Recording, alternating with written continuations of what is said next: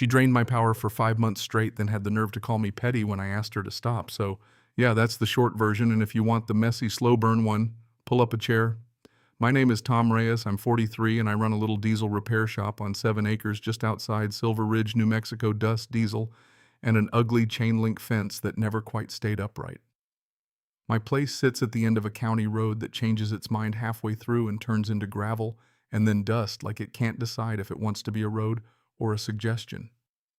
Across a shared drive from me lives someone I thought I already sort of understood, turns out I didn't. There's a zipper of the driveway that separates our properties. My side smells like coffee that's been on the burner too long, hot metal and oil stains that have outlasted more people than I care to count. Cinder block walls, a corrugated steel roof, a beat-up work truck with paint the sun forgot this is home. Her side looked like it had been storyboarded. Clean white siding, floor-to-ceiling glass that caught sunsets like it was collecting trophies, decorative gravel arranged as if someone had edited out the tumbleweeds. There was a small plunge pool that lit up at night, and in the garage sat a sleek electric SUV that always looked like it had just rolled out of a showroom. Her name was Sarah. She was in her late 30s, came down from Seattle after she called a reset, ran an online wellness thing, and did private breathwork sessions for people who had money but not direction. First week she moved in, she brought over a loaf of banana bread, gluten-free, and said, "We're gonna love the quiet out here." I remember thinking she wouldn't last one summer. We were polite at first. Wave nod, the kind of neighborly choreography that keeps things neutral. We used the same mailbox cluster, the same stretch of gravel, the same godforsaken transformer box that sat between our lots, humming like a secret. That little transformer became the entire story.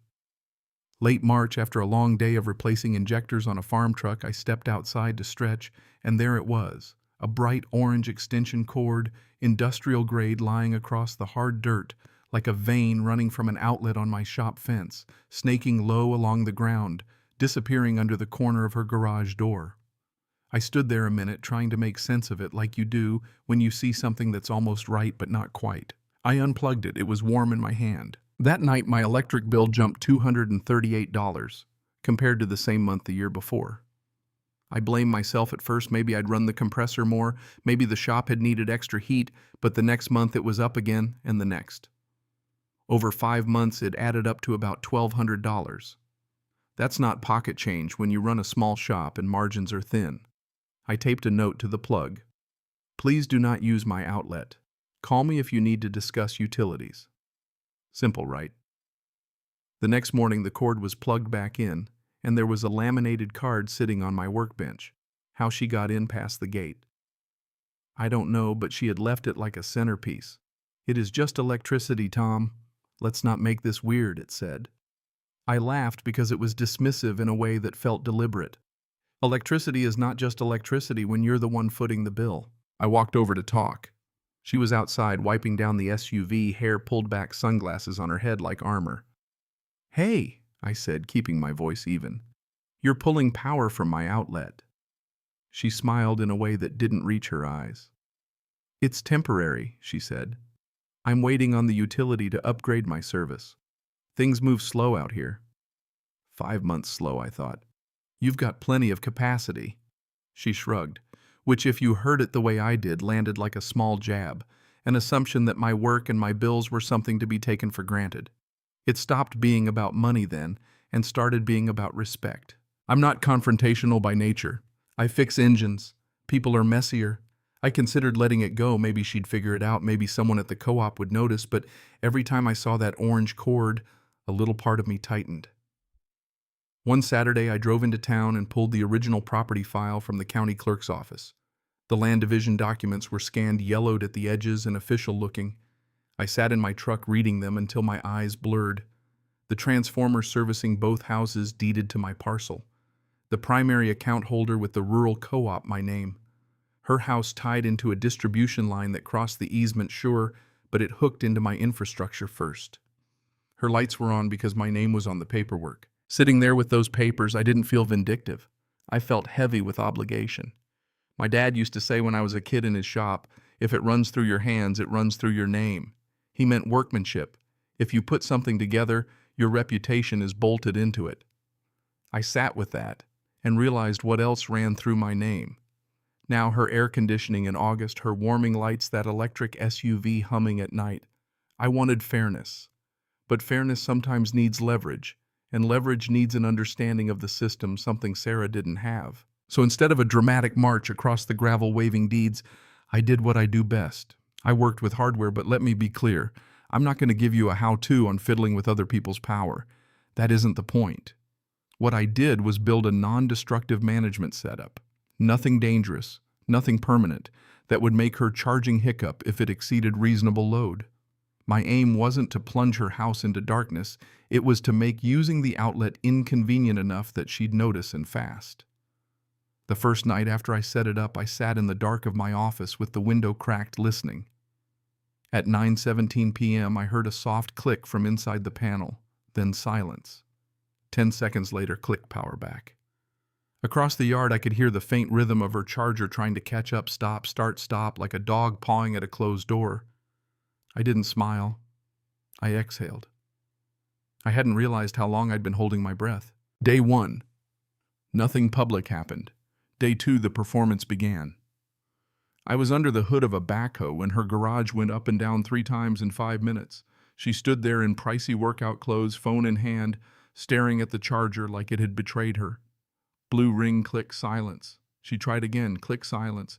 I could see the messages pop up on her face. Charging interrupted, charging interrupted, charging interrupted. That night, an unknown number texted me. Tom, something's wrong with the power. My reply was short. Panels reading normal on my end. It has to be on your side. No emoji. No explanation. I wasn't trying to be coy. I was trying to be factual. On day 3, she came over in daylight. No banana bread, no niceties, just straight to the point. Are you messing with the power? She asked, skipping hello. I set down the wrench I was cleaning and wiped my hands. I'm managing load, I said. Her jaw tightened.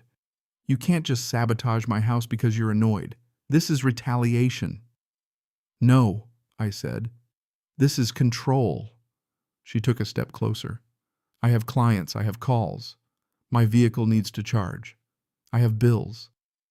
I told her about the months of increased usage and showed her the documents, how the transformer deeded to my parcel meant she was effectively dependent on my infrastructure.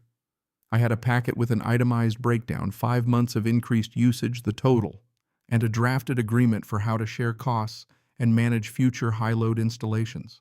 Nothing vindictive, just terms cost-sharing notification before major installs, and a clause about violations. She flipped through it, and the color left her face like someone turned down a dimmer. You're joking, she said. Get a lawyer, she snapped. You should, I said.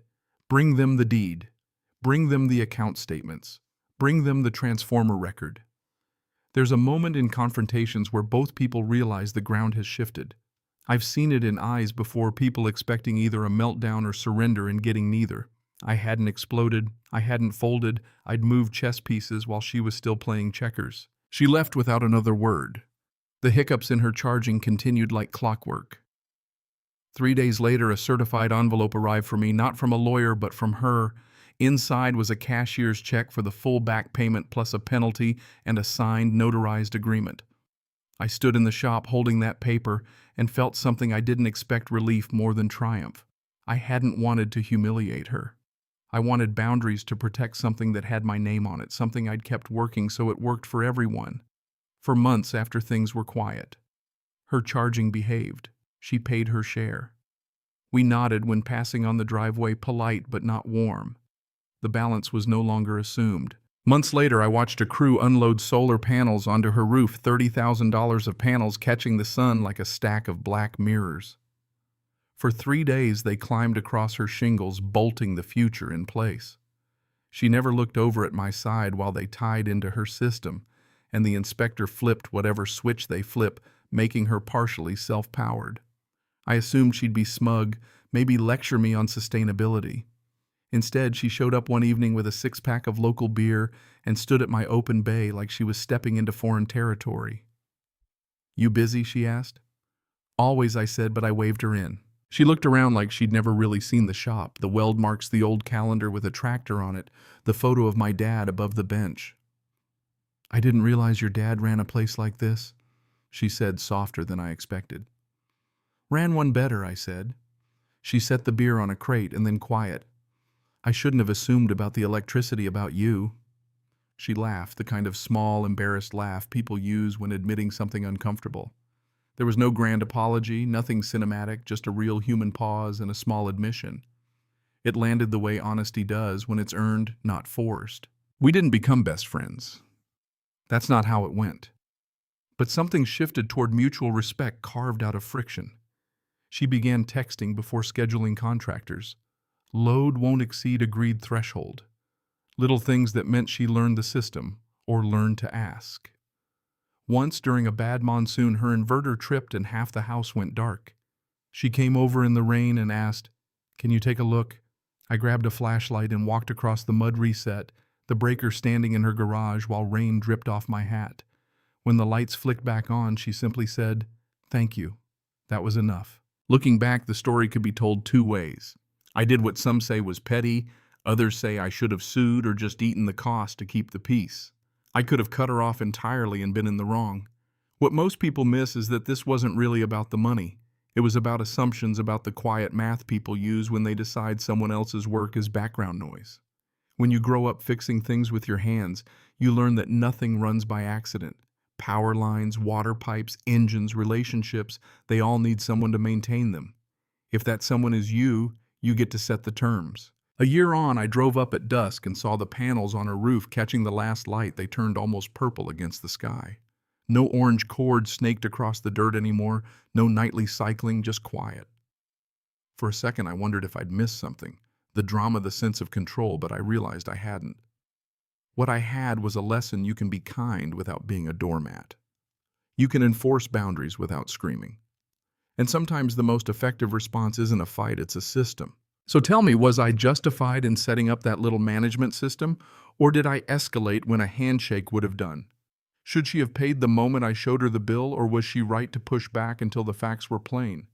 If you were standing where I was, would you have cut the power entirely or done what I did? I want to know what you think. Tell me your take, or better yet, share a story if you've ever had an orange cord light up the dust where you live.